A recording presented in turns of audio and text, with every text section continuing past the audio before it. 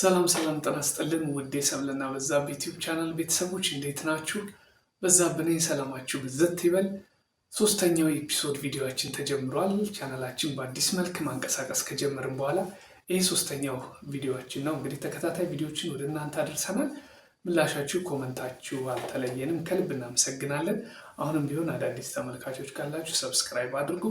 ሌሎች ደግሞ ነባር ተመልካቾች ወደ ቀድሞ ተመልካቾቻችን እንመለስ ሼር ማድረጋችሁን እንዲሁም ደግሞ በተለያየ መንገድ ፖስት አድርጋችሁ ወደ ጓደኞቻችሁ እንዲደርሱ አድርጉልን።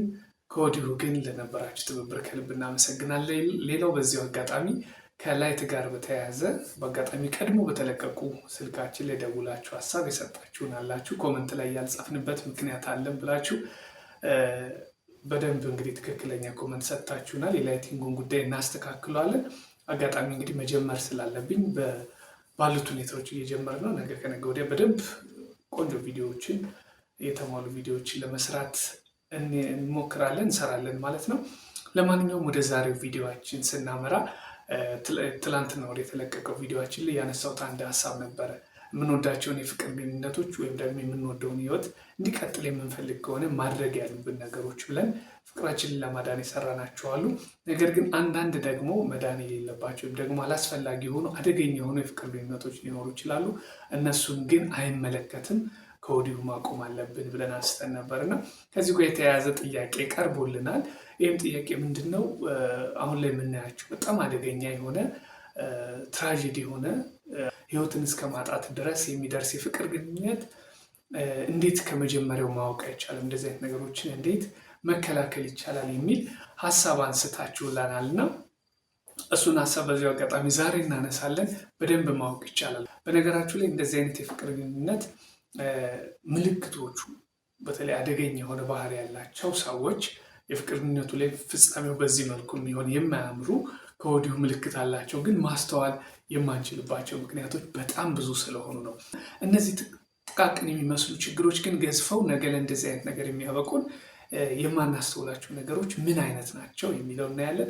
ሌላው ደግሞ እንደዚህ አይነት በተለይ ቀይ ፍላግ፣ ይሄ ቀይ ምልክት እያበራ ያለ የፍቅር ግንኙነትን እንዴት ነው ኢግኖር አድርገነው ያለፍነው? ያንን ጊዜ በምን ምክንያት ያንን ነገር ማስተዋል ሳንችል ቀረን ወይም ችላል ነው? ለምን ችላል ነው የሚለውን እና ሶስተኛው ደግሞ እንዴት ነው ዘግይተንስ ይሄ ነገር ሊገባን የሚችለው? ዘግይተን ያወቅንበት ምክንያት ምንድን ነው የሚለውን ሶስት መሰረታዊ ነገሮች በዚህ ቪዲዮ ላይ እናነሳለን። ስለዚህ የመጀመሪያ የሚሆነው በጣም አደገኛ መልክ ያላቸው አደገኛ የሆነ ባህሪ ያላቸው የፍቅር ግንኙነቶችን ከወዲሁ እንዴት ነው ማወቅ ያልቻልነው ለሚለው ምላሽ እንሰጣለን ማለት ነው። ይህንን ነገር ብዙዎቻችን የማናስተውልባቸው በጣም ብዙ ምክንያቶች አሉ። ከነዚህ መካከል የመጀመሪያው የሚሆነው ኢሞሽናሊ አታችመንት ስለሚኖር ነው። አዲስ ፍቅር ወይም አዲስ ጓደኝነት ሲጀመር በፍቅር በምንለው በዛ ስሜት ውስጥ አታች ስለምንሆን ወይም ደግሞ እንዴት አድርገን እንግለጸው መሰላችሁ? ይህንን ብዙ ጊዜ ፍቅር እውር ነው የሚለውን ስሜት ስንተነትን የዛን ሰው በጣም የምንወደውን ሰው ወይም ደግሞ በጣም በአጋጣሚ የቀረብነውን ሰው በጣም የምንወደው ከሆነ ያለውን መጥፎ ነገር ማስተዋል አንችልም። እውር ነው የሚባለው ለዛ ነው። ያለውን ዳርክ ሳይድ የምናስተውልበት እድል አይኖርም። ስለዚህ አንድን ሰው ስንወድ እዛ ሰው ላይ ያለን ስሜት ጠንካራ ሲሆን እዛ ሰው ጋር በደንብ በፍቅር ስንጣበቅ የዛን ሰው ደካማ ነገር የዛን ሰው አደገኛ ነገር ማስተዋል የምንችልበት እድል አይኖርም ብዙ ጊዜ። ስለዚህ ኢሞሽናል አታችመንት ብዙ ጊዜ ይህንን ነገር እንዳናስተውል ያደርገናል። ኢቭን ሰዎችም ሊነግሩን ይችላሉ። ጥርጣሬያቸውን፣ ስጋቶቻቸውን ቢያነሱ እንኳን ያለንበት የፍቅር ስሜት ይህን እንድናስተውል እድል አይሰጠንም። ስለዚህ የመጀመሪያው ስህተት የሚጀምረው ከዚህ ነው። ይህ ኢሞሽናል አታችመንት የሚያመጣው ስህተት ነው። ሁለተኛው ደግሞ ብዙ ሰዎችም የሚያነሱት በተለይ ደግሞ በሴቶች በኩል ይቀየራሉ፣ ይለወጣል ብለን የሆነ ሰዓት ይስተካከላል፣ ይለወጣል፣ በተደጋጋሚ ስናነሳው ስንነግረው ይተዋል፣ ይለወጣል፣ ይቀየራል ብለን የምናስባቸው እንደዚህ አይነት ነገር የምታስቧቸው ነገሮች በጣም አደገኛ ናቸው። ሁለተኛው ስህተት የሚሆነው ነገ ለውጥ ይኖራል፣ ይቀየራል፣ ይሄ ባህሪ ነገ ይስተካከላል ብለን የምናስበው በተለይ እነዛ ባህሪዎች ምንድን ናቸው የማይቀየሩ የማይስተካከሉ የሚለው እናያለን። ግን ሁለተኛው ስህተት ነገ ይለወጣል፣ ነገ ይስተካከላል፣ እቀይረዋለሁ፣ ለውጠዋለሁ ብሎ ማሰብ ይሄ ሌላኛው ይህንን አደገኛ ባህሪ እንድንጋፈጥ ወይም ደግሞ ችላ ብለን እንድናልፍ ከሚያደርገን ነገር ሁለተኛው ነጥብ ነው ማለት ነው። ሌላው ሶስተኛው ይህንን ነገር ችላ ብለን እንድናልፍ ከሚያደርጉ ነገሮች አንዱ ያንን ሰው የማጣት ፍርሃት፣ ያለመፈለግ፣ ላጣው እችላለሁ ብሎ ብዙ ጊዜ ሰዎችን በሆነ መንገድ ከነዛ ሰዎች ጋር ሰዎች ግንኙነት ይጀምራሉ። ወይ የሆነ ነገራቸውን ይወዳሉ፣ ወይ ሀብት ሊኖራቸው ይችላል፣ ወይ ባህሪያቸው ሊሆን ይችላል፣ ወይ ደግሞ ዝናቸውን ወደው ሊመጡ ይችላሉ። ብዙ ጊዜ መልካም ባህሪ ያላቸው ሰዎች በዚህ አይፈረጁም። ግን በተለያየ መንገድ ሰዎች ይገናኙና ያንን ሰው የማጣት ፍርሃት ይይዛቸዋል። ሰዎች የመጀመሪያ የተገናኙበት በጣም በብዙ መንገድ ሊሆን ይችላል። ዝነኛ ሊሆን ይችላል፣ ሀብት ሊሆን ይችላል፣ ወይም በሆኑ ሰዎች ተቀባይነት ያገኘ ሰው ሊሆን ይችላል እና ያንን ሰው ማጣት ያስጨንቃቸዋል። ስለዚህ ይህንን ሰው ከማጣ ይሉና ያንን ነገር ለማቻቸል ወይም ደግሞ ተቋቁሞ ለማለፍ ይሞክራሉ ማለት ነው። ይሄ ስህተት ነው። ምክንያቱም ራሳችንን ነው የሚያሳጣን። ያንን ሰው እናጣለን ስንል ራስን ወደ ማጣት ይመጣልና ራሳችሁን ካጣችሁ ደግሞ የምታተርፉት ነገር አይኖርም። ስለዚህ ሶስተኛው ስህተት የሚሆነው ይሄ ነው። ያንን ሰው የማጣት ፍርሃት፣ አለመፈለግ። ያንን ስታደርጉ ራሳችሁን አደጋ ውስጥ እስከመጣል ድረስ የምትደርሱት። ብዙዎች የሚጋፈጡት ችግርን ራሳቸውን አደጋ ላይ የሚጥሉት የሚሰዉት ያንን ሰው ላለማጣት በሚያደርጉት ጥረት ውስጥ ነው። ህይወታቸውንም ራሳቸውንም ሊያጡ ወይም አካላቸውን ሊያጡ የሚችሉት ማለት ነው።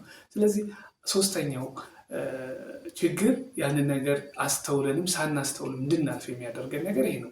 የመጨረሻው ነጥብ ደግሞ ምክንያቱም አደገኛ የሆነ የፍቅር ግንኙነትን ሳናስተውለው ወይም ኢግኖር አድርገነው እንድናልፍ ከሚያደርገን ነገር አንዱ ይሄ በፍቅር ግራ መጋባት የሚባለው ነገር ነው።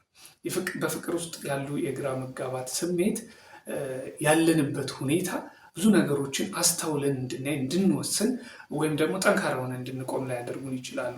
ቅድም ያነሳናቸው ነገሮች በሙሉ ይደማመሩበታል እዚህ ጋር ግራ መጋባት ውስጥ ማለት ነው። በፍቅር ግንኙነት ውስጥ በፍቅር ወቅት የሚፈጠር ግራ መጋባት ይህንን ነገር እንዳናስተውል ያደርገናል። ስለዚህ እነዚህ 4 መሰረታዊ ነጥቦች አደገኛ የፍቅር ግንኙነትን ሳናስበው እድል እንድንሰጠው፣ ጊዜ እንድንሰጠው፣ እድሜ እንድንሰጠው አግዘውታል ማለት ነው። ስለዚህ እነዚህ ነገሮች ማስተዋል ያስፈልጋል። ይሄ ማለት ምን ማለት ነው? ለነዛ ሰዎች በህይወታችን ውስጥ አደገኛ ነገርን እንዲወስኑ ጊዜ ሰጠናቸው ማለት ነው። ይህንን ነገር ታገስን ማለት እንደ አይነት አደገኛ ነገሮችን መታገስ ማለት ለነዛ ሰዎች ለጥፋት የተሻለ እድል መስጠት ማለት ነው በሌላ ቋንቋ። ስለዚህ እነዚህ 4 ነገሮች ብዙ ጊዜ አደገኛ ፍቅር ግንኙነትን ወይም ደግሞ ፍጻሜያቸው በጣም አደገኛ የሆኑ ግንኙነቶችን ወይም የነዛን ሰዎች አደገኛ ባህሪ ሳናስተውል ችላ ብለን እንድናልፍ የሚያደርጉን ነገሮች ናቸው ማለት ነው።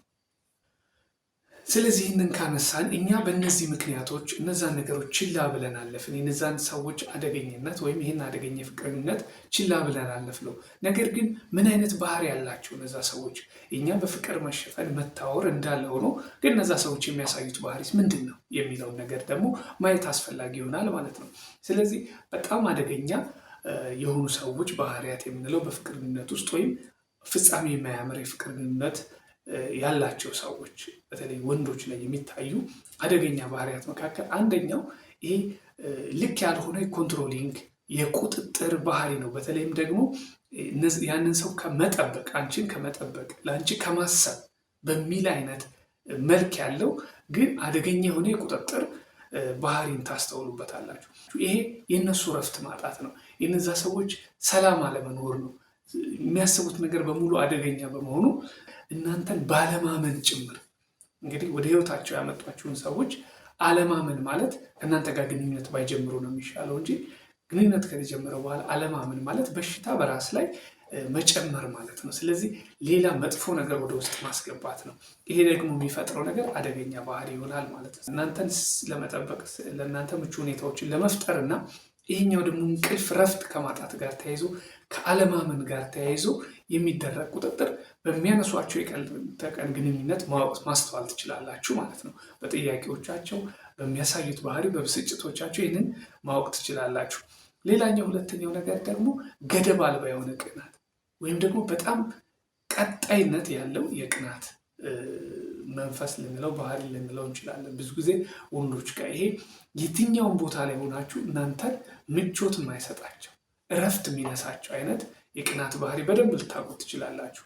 ነግራችኋቸው የማይረዷችሁ፣ የሆነ መልእክት ልካችሁላቸው የማይረዷችሁ፣ ቪዲዮ አሳይታችኋቸው ሁሉ እረፍት እዛ ድረስ ሁሉ የሚሄዱ አስቸጋሪ የሆነ ባህሪ አለ። ያላችሁበት ሁኔታ ከቤተሰብ ጋር ሆናችሁ ከጓደኞቻችሁ ጋር ሆናችሁ ሊሆን ይችላል። ብቻ ከነሱ በራቃችሁ ቁጥር ያላችሁበት ሁኔታ የሚያስጨንቃቸው ሰዎች ይኖራሉ። ያ ደግሞ በጣም አደገኛ ነው። ስለዚህ ቀጣይነት ያለው ምንም የማይቋረጥ የቅናት ባህሪ የሚረብሽ አይነት ባህሪ ያላቸው ሰዎች ከሆነ ይሄ ቀይ ፍላግ እያበራ ነው፣ አደገኛ ባህሪ ነው ማለት ነው።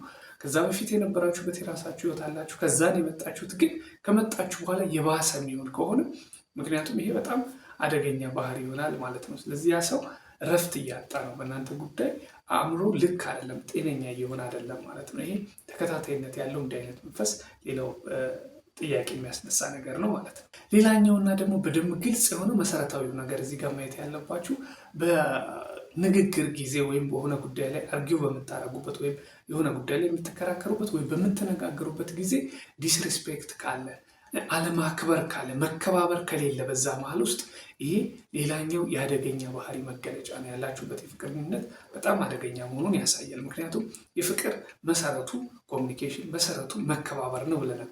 በመነጋገር ውስጥ መከባበር ከሌለ ትርጉም አልባ የሆነ ይሆናልና አደገኛም እየሆነ ይመጣል። በዛ በምታደርጉት ንግግር ውስጥ ምንም አይነት እናንተን የማክበር ነገር ከሌለ መናገር ይመጣል፣ እርምጃ መውሰድ ይመጣል፣ ከእናንተ ጋር ወደ ግጭት ውስጥ መግባት ይመጣል። ይሄ አለመከባበር ካለ ነገ አድጎ በጣም አደገኛ ችግር ይሆናል ማለት ነው። ህይወትን እስከ ማሳጣት፣ አካል ላይ ጉዳት እስከ ማምጣት ድረስ የሚደርሰው ያለመከባበር ስሜት ነው። ስለዚህ ሚስት ባሏን፣ ባል ሚስቱን የማያከብር ከሆነ የምናደርገው ነገር በሙሉ ክብረ ነክ የሆነ ነገር የምናሳይ ከሆነ በግንኙነታችን ውስጥ ነገ ችግር ውስጥ መግባታችን የማይቀር ነው ማለት ነው። ስለዚህ ይሄ በደንብ መታየት መቻል አለበት። መከባበር መሰረት ነው። መከባበር የሌለበት ቦታ ላይ ለደቂቃ መቀመጥ አያስፈልግም ማለት ነው።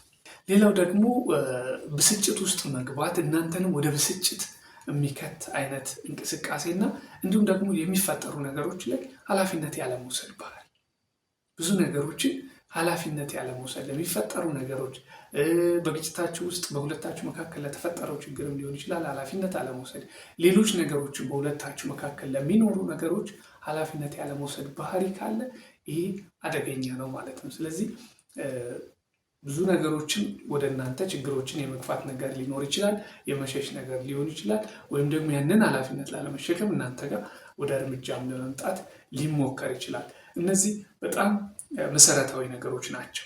ስለዚህ ቅድም አይተናል። በምን ምክንያት እኛ ችላ ብለን እናልፈዋለን ካልን በኋላ እኛ የምናልፋቸው ባህሪያት ግን ምን አይነት መልክ አላቸው የሚለውን ደግሞ እነዚህ ነገሮች ላይ ትኩረት ማድረግ አለብን። በነገራችሁ ላይ ይህንን ቪዲዮ ስሰራ ሰዎችን ለመወንጀል ወይም አንድን ሰው እንዲህ አይነት ነው እንዲህ ነው ብሎ ለመወንጀል ሳይሆን አንዳንዴ ያላስተዋልናቸው ጤነኛ ያልሆኑ የፍቅር ግንኙነቶች መታወቅ ስላለባቸው እነዛ ነገሮች ማስተዋል አስፈላጊ ስለሆነ በጊዜ ማቆም ወይም ማከም የግድ አስፈላጊ ስለሆነ ነው።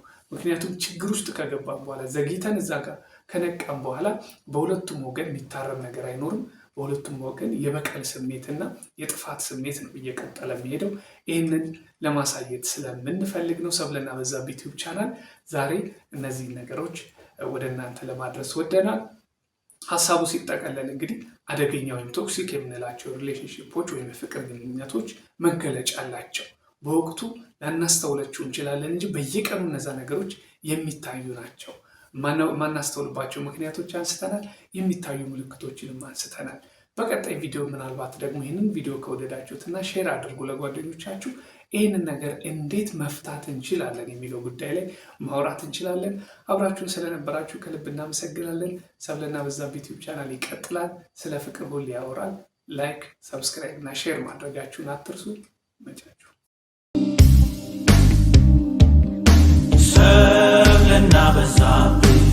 ሰብለና በዛብህ